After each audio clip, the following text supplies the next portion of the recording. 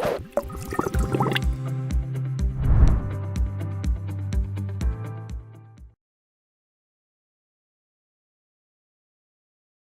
welcome back. So in this video, I'm going to be introducing the terminal. So now that we've installed all of our required programs and software and systems, we're now going to move in to working with the terminal. So firstly, what is the terminal? Well, pretty much a terminal is a way to interact with your operating system directly. Now, of course, there are many ways to interact with your operating system. So for example, if I just open up the File Explorer here, you can see I can go through my desktop, my folders, I can interact with it. On top of that, this desktop is a way to interact with your operating system. It was built into Windows to give a more user-friendly experience. But all of this is just solely built off of the terminal. So if I'm going to go ahead and open up my command prompt here, which is the Windows terminal, and you can see it's quite large. I'm trying to make the font big so that everyone can see it. But all of this is built off of the command prompt, this terminal and the commands that come with it. And basically, this goes the same to Git and source tree. So I'm going to give you a little analogy. So Git gives you all of the commands, the backbone, all of that. But then source tree, which is our GUI that we're going to be using later, allows you to have a more user-friendly experience when using Git instead of typing into a black and white terminal. So that's pretty much what an operating system does.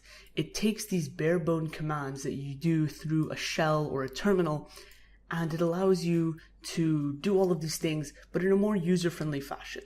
That's pretty much the goal of an operating system, such as Windows, Mac, or Linux.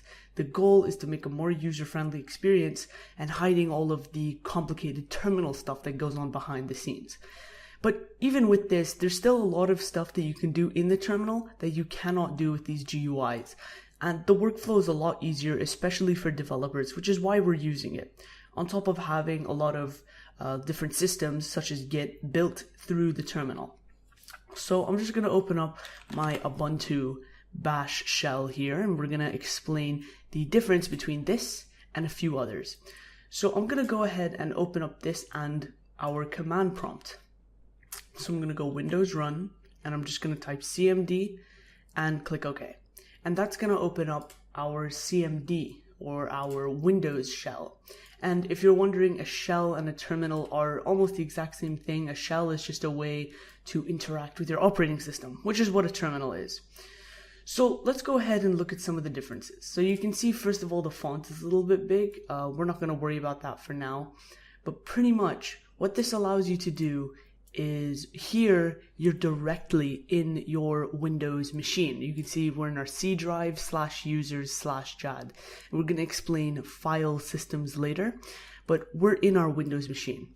Whereas here, this is more of a subsystem. So we're actually inside Ubuntu when we're using this terminal. And sure, we can't interact with it, such as the way we interact with Windows, but the reason that we're in Ubuntu and not our Windows directory is because, remember in the installation video when we went through and we ticked the Windows subsystem for Linux and all of that? Well, that was actually Windows or Microsoft taking the initiative and actually enabling you to create a subsystem of Linux or Ubuntu inside your Windows machine. So we created this Linux subsystem in which you can now install these Linux distributions. So for example, Ubuntu or any other distribution you want to use. And from there, we're pretty much interacting with the Ubuntu operating system. Now, of course, we don't have any GUIs, but we have this terminal which allows us to interact with it. And if I actually show you cd ... now you don't need to know these commands for now, but if I actually list all of the files, you can see we have none of this stuff in our home drive for Windows, because if I go to our command prompt now and I actually type ls, it won't work because it's not recognized as a command in the command prompt. So you can see that these are very different shells. The Windows shell has a completely different set of commands than a regular bash shell, which is, by the way, the most commonly used one for developers. Not many people use the command prompt, and the bash shell is kind of considered the universal terminal to use. So that's why we're going to be using this one. Now, I'm just going to teach you how to access your Windows drive right here. So if you do cd ... twice, it's going to bring you up to your root. If you want to get into your Windows drive, all you need to do is cd into mount. Now, you don't need to know what this does or what cd does, but basically just think of this as moving between directories. So from here, you can now cd into your Windows drive. So you can see it's mount/c, which is the C drive, as you can see here. And now from here, you can go pretty much wherever you want. We have our program files, but if you want to get to your user, so your desktop, your files, you have to cd into users. And then from there, you can cd into your user. And then you can do whatever you want from there. So I have my desktop, my documents, all of that here. So you can see that these do have some slight differences between the Windows shell and the Ubuntu bash terminal. But again, if you're on Mac or Linux, you don't really have to go through any of this because you already have a native shell installed. But for Windows users, this is the best way to get a native shell without using our Git bash. So there we go. Now that we've explained some of the differences between a terminal and what it is, let's move on to some other things about the terminal. So I'm just going to talk a little bit about file structure. So if we go into our file explorer, and let's say I just want to open some random text document. So what I would do, let's say I go into my desktop, I open my folders, I open my projects, all of that, and you can see I have a bunch of stuff here. This is just a dummy project, don't worry what these names mean or anything. But let's just say I want to go here and there's some random text file that I want to use. So I'm going to go and create a new text file, and I'm just going to call this file.txt. Sorry. There we go. So I've created a text file. And we did all of that through the GUI. But how do we do this through the terminal? And more importantly, what does it look like? Because clearly, it's not just going to list all of it in a neat, nice order like this, with icons and everything. So this is how it works. Now, if I actually click here, you can see that it brings up this path. So without it, it says, this PC, and then to desktop, to folders, to project. But if you click on it, it gives you this path. So if you already don't know what a path is, or if you're just starting out, basically what it allows you to do is specify what folder you're in. So it allows you to classify everything. So we start with the top level, which is the C drive. Then we go into our users, then your specified user, then your desktop, then folders, then projects. So it's kind of in a classification kind of order. So there's a top level set, which is your C drive, and then inside that there's users, then your user, then desktops, and so on. So we can actually interact with this directly through the terminal. Now I'm just going to make this full screen, and I'm going to clear it because there's a lot of ugly bars in the screen. But you can see here that there is our path right there. That is where we currently are.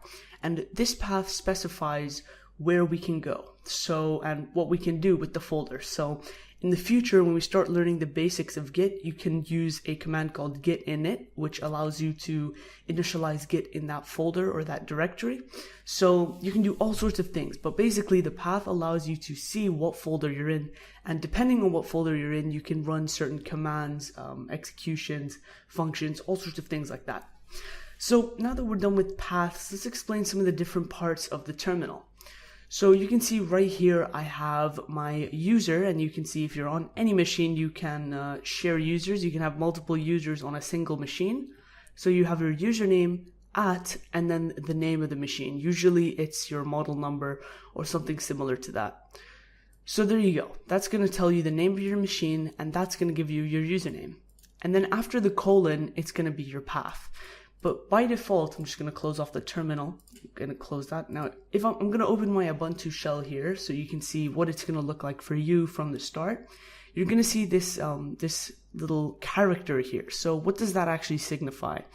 Well, this signifies your home directory.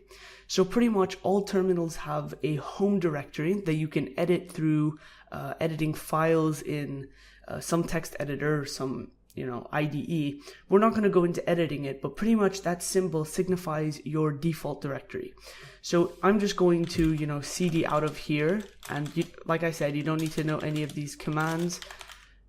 But what I'm trying to do is just get away from the directory. So let's say I go really, really far and I want to get back to the start, which is our starting directory for Ubuntu. So I'm in my C drive right now, but I don't want to go back and retrace all of my steps. I don't want to do cd ... all of that to go back. What I want to do is just go straight to it. There's actually a very simple command to go to your default directory. It's just cd and then that character. It's right above tab for Windows users. So there you go. That character signifies your home directory instead of having to type the whole thing out or moving backwards or all sorts of things like that. So just know that that character signifies your home path or your home directory. And when you type that in, there you go, takes you back there. So that's pretty much it for the paths and terminal. And now that we've covered all of the parts, we're going to move on to some of the more interesting stuff. So we're going to go through, we're going to learn some of the commands. And I'm sure you've already kind of picked up some of the commands here. It's quite easy to pick up, but what we're going to do, go through, learn the commands, and just get really familiar with the terminal before we move on to Git. Now, if you're already experienced with the terminal, you do not have to go and take this section. It's for users who are just beginning with maybe their development careers or something like that.